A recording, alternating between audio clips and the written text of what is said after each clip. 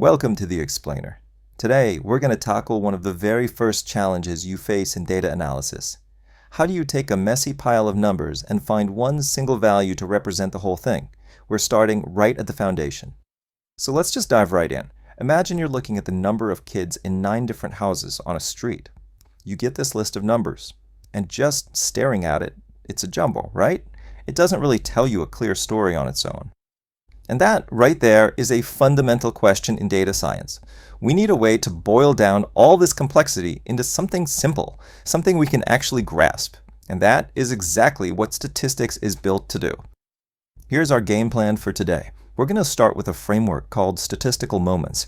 Then we'll actually calculate the mean, see how it stacks up against the median and mode, and finally dig into why the mean is just so darn important. So that single summary number we're after, it actually belongs to this really powerful family of concepts called statistical moments. Let's take a look at what that actually means.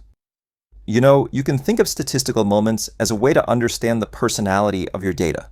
Each moment tells you something different about its overall shape, kind of like you're putting together the pieces of a puzzle. There are 4 key moments we usually talk about. The first one is the mean. That tells us about the data's center. The second is the variance, which describes how spread out it is. The third, skewness, reveals if it's lopsided. And the fourth, kurtosis, tells us about the tails, the extreme values. For today, though, mastering this first step is everything. Seriously, understanding the center of your data is the bedrock. It's the foundation that all other statistical insights are built on. Okay, so let's get practical. We're going to calculate that first moment, which, you've probably guessed it, by a much more common name, the average. The arithmetic mean, or usually just the mean, gives us the central tendency of our data. I like to think of it this way. If you imagine all your data points sitting on a seesaw, the mean is the exact spot where you'd put the fulcrum to make it balance perfectly. Now, don't let the formula scare you. It's actually really simple. That big E-looking thing, that's a sigma, and it just means sum up all your individual data points. We call those xi. Then, you just divide by n, which is the total number of data points you have. That's it. This quote is a fantastic way to think about it.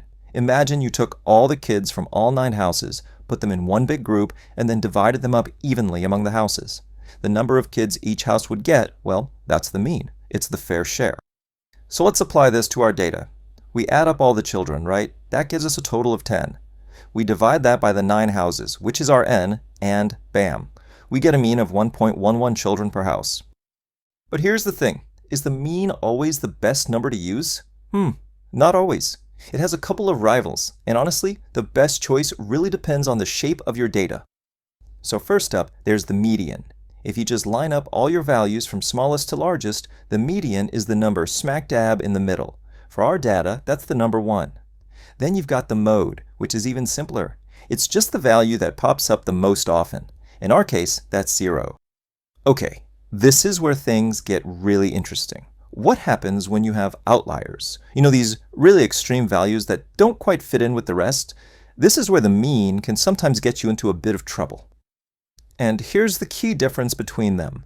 The mean is really sensitive. An extreme value can pull it way off course, but the median is robust. It's like an anchor. It doesn't care about those crazy outliers at all. It just stays put. This is the perfect real-world example. You have a few people with absolutely massive incomes. They pull the mean way, way up, making it seem like the typical income is a lot higher than it really is. The median, on the other hand, gives us a much more realistic picture of what the average person actually earns. And the mode? Well, it just tells us the most common situation, which in our case is a house with 0 kids. Now, that's a useful fact, for sure, but it doesn't really give us a great sense of the overall center of the data, does it? Okay, so if the mean is so sensitive to these outliers, you might be thinking, why do we call it the first and most fundamental moment? Why is it so important? That's a great question. And the reason is, you simply cannot understand the spread of your data without it. The mean is the reference point. It's the anchor from which we measure how scattered everything else is. And you can see its importance right here in the formula for variance. Look at that. To calculate it, you have to find the distance of every single data point from the mean. That little x bar is right there. The mean is literally at the heart of this calculation. And a quick but really important detail here. The formula actually changes just a tiny bit depending on whether you have data for the entire population or just a smaller sample. For a sample, you divide by n-1 instead of n. It's a small tweak, but it gives a much more accurate estimate of the true variance. So here's the big takeaway. The mean, our first moment, is so much more than a simple summary. It's a fundamental building block. It's the essential starting point for understanding your data's spread and eventually its entire shape. So we've found our center, and we've seen how it's absolutely vital for measuring the spread. But what happens if the data isn't symmetrical? What if it's lopsided? Well, join us next time as we dive into the third moment, skewness, to find out exactly what secrets that asymmetry can reveal.